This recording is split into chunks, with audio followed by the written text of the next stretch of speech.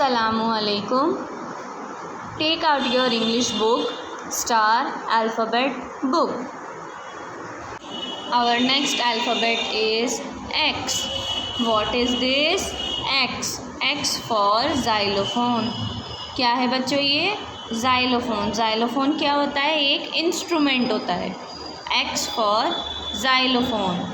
X for xylophone. X for xylophone. मेरे साथ repeat करेंगे आप. X for xylophone.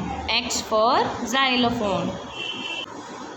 X for Xmas tree. X for Xmas tree. X for Xmas tree. X for Xerox. X for Xerox.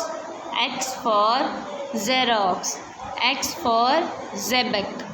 ये क्या है? इसे क्या बोलते हैं? Xebec. X for Xebec. X for Xmas tree. X for Xerox. X for Xebec. आइए, let's repeat this again. X for xylophone. X for xylophone. X for xylophone. X for Xmas tree. X for Xmas tree.